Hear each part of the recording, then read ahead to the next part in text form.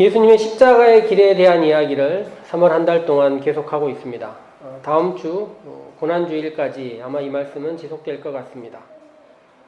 십자가의 길은 예수님께서 걸으신 길이지만 사실 그 곁에 많은 사람들의 이야기가 있고 또한 우리들의 이야기도 그 속에 있습니다. 시간과 거리의 차이는 있지만 사람들의 심성이라는 것이 2000년 전이나 지금이나 크게 다르지 않고 거리로서의 지리적 환경은 그곳과 이곳이 차이가 있지만 자연의 순서와 매년 돌아오는 명절이라는 절기들 이런 것들은 2000년의 차이에도 거리에도 불구하고 우리와 그들의 삶의 유사성을 보여줍니다. 그리고 2000년 전에 예수님과 제자들의 이야기로 한번 돌아가서 생각해 보자면 그때도 지금도 봄볕은 따뜻하지만 아침 저녁 공기가 찬 그 시절들을 우리는 함께 맞이하고 있습니다. 복음서 성경에 따르면 예수님께서 돌아가시는 이 시즌, 이 절기가 유대인의 명절 중에 유월절을 앞두고 있다고 했는데 유월절이라는 말을 생각할 때 이 예루살렘이라는 지역, 도시, 동네가 어땠는지를 잠깐 생각해 볼 필요가 있습니다. 통상 예루살렘은 당시에 약 3만 정도가 거주하는 도시였다고 알려져 있습니다. 그런데 6월절 때가 되면 적어도 30만 이상의 사람이 예루살렘에 모여들었다고 합니다. 적게도 수용 인원의 10배 이상의 많은 사람들이 그곳에 있었던 것이지요.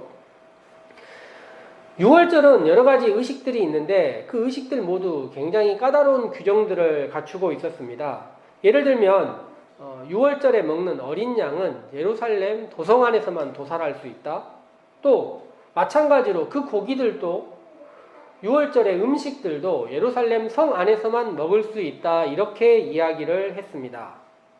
그리고 6월절을 위해서 먼 곳에서 혹은 타국에서 예루살렘을 향하여 찾아온 사람들은 모두 그 율법 규정을 지키고자 무척 노력했습니다.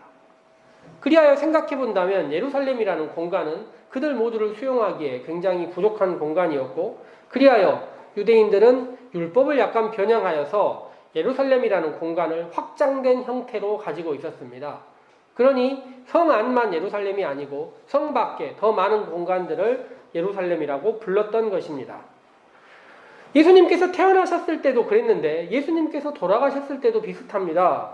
태어나셨을 때 베들레헴에 사람이 머무를 곳이 없다 이런 이야기가 있었는데 돌아가실 때도 예루살렘은 여전히 사람들이 머무를 곳이 없어서 겟세마네로 감람산으로 수없이 많은 사람들이 확장된 예루살렘 속에 거주했던 것입니다.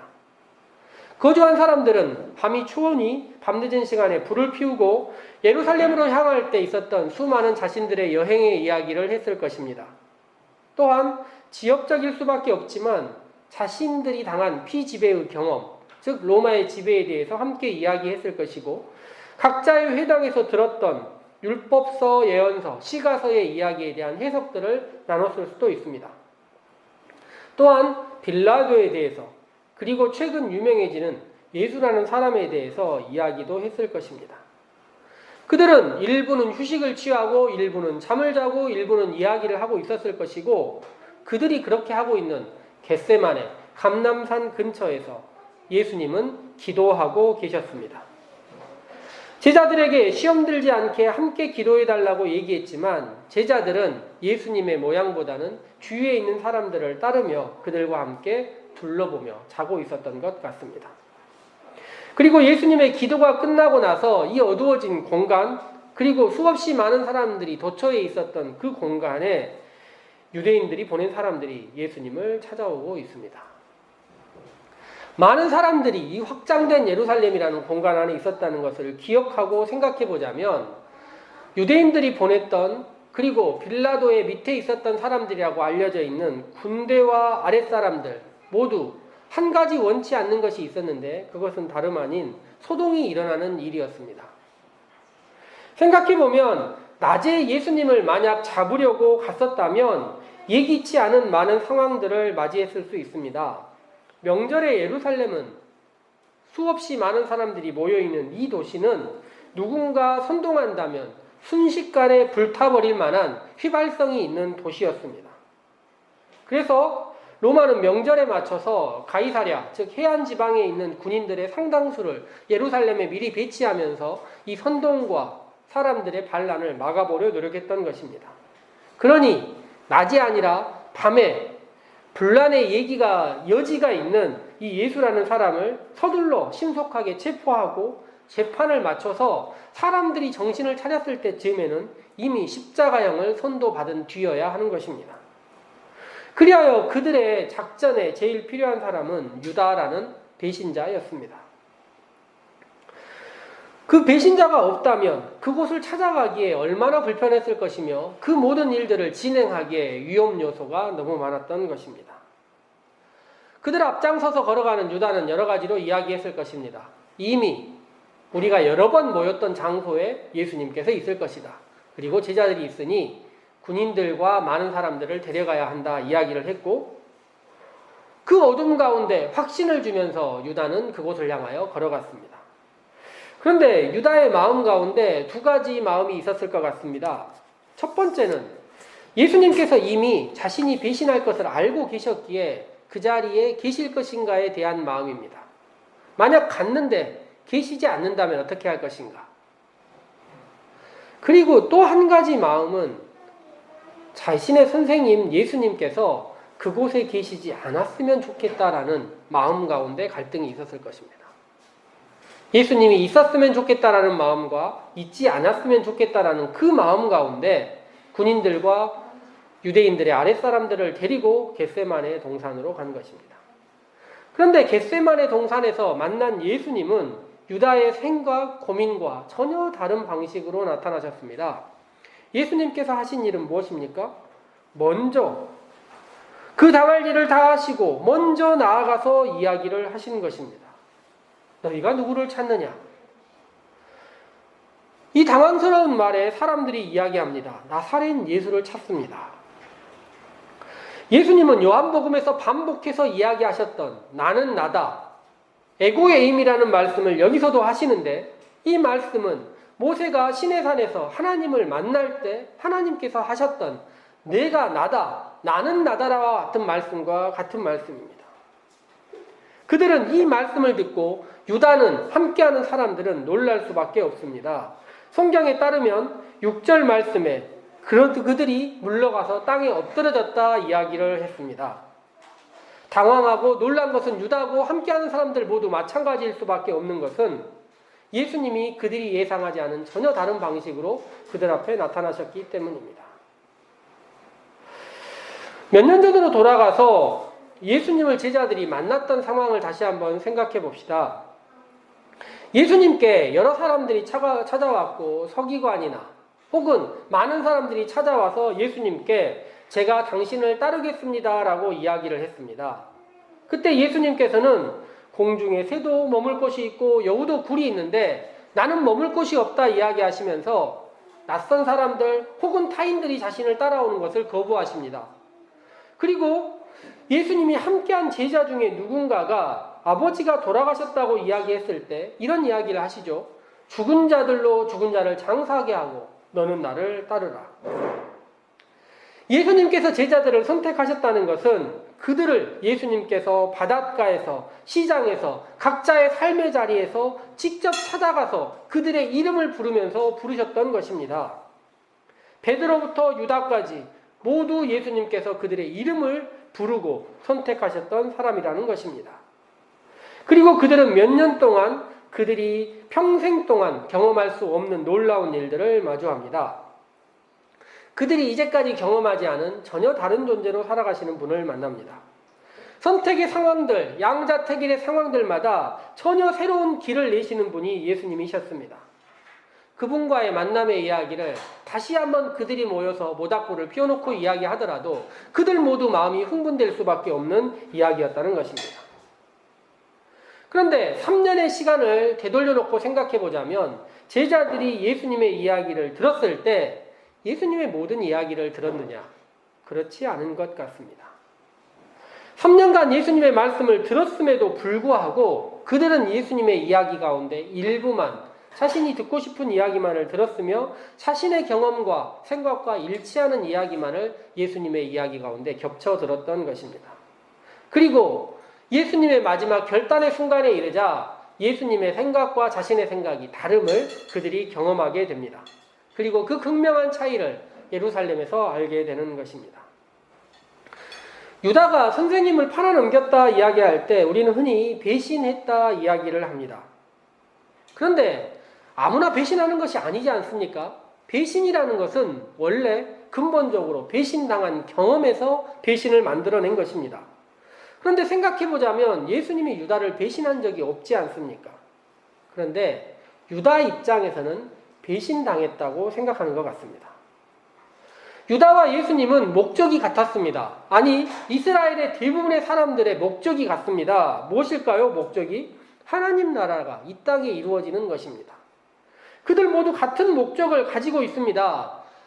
아브라함으로부터, 모세로부터, 다윗으로부터, 솔로몬으로부터 예언자들이 모두 이야기하고 포로기 이후에 그들이 공통으로 생각했던 하나님의 나라가 그들에게 오시는 것, 오는 것, 이것이 모두 같은 마음입니다. 그런데 이 목적을 이루기 위한 방법이 큰 차이가 있습니다. 예수님의 방식이 제자들이 일부가 생각하는, 아니 많은 민중들이 생각하는, 많은 무리들이 생각하는 방식과 전혀 달랐던 것입니다. 정치적인 전복과 무력을 통해서 이루어지는 많은 일들을 예수님께서 하신 것이 아니라 겸손과 섬김이라는 방식으로, 전혀 다른 방식으로 하나님 나라를 이루려고 하셨습니다. 많은 사람들이 생각했을 때 그것은 노예들이나 하는 방식이었고, 그것은 혁명적이지도 않았으며 자신들이 원하지도 않은 방식이었던 것이고, 자신들이 그렇게 하기도 원치 않았던 것입니다. 복음서가 쓰여져 갈 때 제가 이야기 드린 바대로 제자들이 가장 기록에 남기기 어려운 부분은 아마도 세족식이 아니었을까 생각합니다. 기록한다면 그렇게 해야 되기 때문입니다. 섬겨야 하는 것이고 섬김을 실천해야 하기 때문에 그것이 어려운 것입니다. 누군가에게는 순교보다 섬김이 더 어려울 수도 있는 것입니다. 그리하여 자신들이 원하는 목적과 같다 하더라도 그 원하는 방식이 달라서 예수님이 배신한 것처럼 느낄 수 있다는 것이죠. 지난주 이야기 드린 대로 향유 부은 여인의 이야기가 있습니다. 가룟 유다와 제자들이 그 향유를 보고 모두 같은 생각을 했습니다. 왜 낭비하느냐? 왜 아깝게 저것을 버리느냐라고 생각한 것입니다. 그런데 그것은 기록된 일부일 거라고 저는 생각합니다. 얼마나 다양한 그런 일들이 있었을까요? 예수님은 섬김과 봉사와 연대의 마음으로 함께 하려고 하고, 제자들은 자신들의 방식으로 예수님의 일들을 판단했던 일 말입니다. 그러니 배신의 이유는 넘쳐나고 있었습니다. 이유는 방법이 다르기에 예수님은 자신들을 넘어 약자들과 연대하려고 하고 자신이 섬기고 타인의 짐을 지고 그들과 함께 하려고 했던 것이고, 다른 제자들, 많은 사람들은 전혀 다른 방식으로 자신들이 원하는 방식으로 하나님 나라가 이스라엘의 회복이 이루어지기를 원했던 것입니다. 배신자가 이렇다 칠 때 실패자는 어떠합니까? 오늘 말씀 마지막에 나와 있는 베드로는 어떠합니까? 베드로는 배신이라 말할 수는 없지만 넘어지고 실패했습니다. 배신과 다르게 실패란 예기치 않은 상황을 맞이했을 때 만들어냅니다. 사실 누구라도 예기치 않은 상황, 우리가 기대하지 않은 상황을 맞이할 수밖에 없는데 베드로는 인생 가운데 반복해서 같은 이야기를 합니다. 나는 넘어지지 않아. 나는 실패하지 않아. 그렇게 말하고 있는 베드로가 넘어지는 상황을 보십시오. 오늘 성경에서 어둠 속에서 베드로가 10절 말씀 보니 칼을 가지고 대제사장의 종을 쳐서 오른편 귀를 베어버렸다. 성경은 이렇게 기록합니다. 그런데 성경을 꼼꼼히 읽어보면 베드로가 벤 곳은 오른쪽 귀라고 말할 수는 없고 오른쪽 귓볼 정도라고 얘기할 수 있고, 베드로가 가지고 있는 칼은 큰 칼이 아니라 아마 아주 작은 단도와 같은, 우리가 흔히 쓰는 과도와 같은 칼이었던 것 같습니다. 도대체 무슨 일이 있었던 걸까요? 우리가 생각할 때 누군가 앞에 있는 사람의 오른쪽 귓볼을 베는 일이 쉽겠습니까? 제가 오른손잡이라고 생각했을 때 말입니다. 상식적으로 쉽지 않은 일입니다. 어부가 군인들과 무력을 행사하는 사람들의 귀를 갑자기 자른다는 것도 쉽지 않은 일입니다. 무슨 일이 있었던 것일까요? 아마도 뒤에서 남몰래 베드로가 공격한 것이 아닌가 싶습니다. 그런데 그 공격마저도 어설퍼서 실패한 것입니다. 베드로는 나는 실패하지 않는다, 넘어지지 않는다라고 생각했지만 어둠 속에서 남몰래 뒤에서 공격하여도 성공할 수 없을 정도의 반복된 실패가 있습니다. 오히려 그 일로 인하여서 무슨 일이 벌어집니까? 18장 뒷부분을 읽어보면 이 말고라는 아는 사람이 오히려 베드로를 지탄하고 있습니다. 그래서 베드로는 그때 예수님을 모른다 오히려 부인하고 있습니다. 베드로가 유일하게 잘하는 일은 물고기 잡는 일로 생각되지만 사실 복음서는 베드로가 물고기 잡은 이야기보다 실패한 이야기를 더 많이 이야기하고 있습니다. 자신은 넘어지지 않아, 나는 실패하지 않아라고 이야기하지만 그의 삶의 실패는 오히려 예견되어 있었던 것입니다. 그렇게 생각해보면 배신의 이야기와 실패의 이야기는 우리를 건너 멀리 있는 것만은 아닌 것 같습니다. 우리 또한 주님과 동행하고 주님과 같은 목적을 가지고 있다 생각하지만 하나님 나라를 소망한다고 하지만 우리의 삶의 방식은, 우리의 신앙의 방식은 주님이 원하는 것이 아닐 때가 많습니다. 그리하여 우리는 배신과 늘 동행하고 있으며 한 걸음 사이에 있으며 또한 우리는 자신의 자존심과 자신의 능력 때문에 그런 생각을 하는지 넘어지지 않고 실패하지 않을 것이라는 자신의 경험과 자신이 가지고 있는 상식에 대한 확신을 가지고 있다는 것이죠. 그리하여 우리도 넘어지고 우리도 배신할 수밖에 없는 존재로 살고 있는 것입니다. 이 사순절에 우리는 반복해서 말씀을 읽고 기도를 하고 십자가형에 대한 여러 가지 그림들을 같이 보고 있습니다. 무엇을 위하여 이런 일을 하는 것일까요? 우리의 신앙의 목적은 여전히 제자들과 예수님과 같습니다. 하나님 나라가 이 땅에 이루어지는 것. 그렇지만 우리가 그 방식은 주님과 겹쳐지지 않고 있을 때가 많다는 것이죠. 나의 경험과 세상의 욕망과 함께하면서 하나님 나라를 이루어보려고 생각할 때 우리 또한 주님의 마음을 배신할 수밖에 없고 우리 또한 같은 방식으로 살 수밖에 없다는 것이죠. 그리하여 우리가 말씀을 읽고 사순절에 주님을 깊이 묵상한다는 것은 목적과 방식 안에서 모두 주님을 닮아가기 위한 노력이 되어야 할 것입니다. 그렇지만 또한 우리의 삶을 생각해보면 우리 또한 넘어지고 실패할 수밖에 없다는 것을 인정하고 겸손히 기도하면서 주님 앞에 나아가고 또한 부족한 우리들이지만 서로의 공동체가 함께하는 사람들이 우리의 부족함을 서로 채워주고 노력하는 자들이 돼야 한다. 그리고 서로를 세워줄 때 우리가 배신하고 실패를 넘어 배신과 실패의 삶을 넘어 주님과 동행하고 실패를 넘어서 다시 일어나는 서른 삶을 살 수 있다는 것입니다. 사순절의 마지막이 다가오고 있습니다. 십자가의 길도 이제 마무리되어 갑니다. 우리의 삶을 다시 한번 돌아보고 목적과 함께 과정도 주님과 동행할 수 있는 우리가 되고 실패할 수밖에 없는 우리임을 먼저 자각하고 그렇지만 다시 일어서서 주님과 동행하는 삶을 살아보겠다 다짐하면 어떻겠습니까? 그런 다짐과 실천이 살림의 일주일에 성도들의 모든 삶 가운데 가득하기를 다시 한번 소망해 봅니다. 함께 기도하도록 하겠습니다.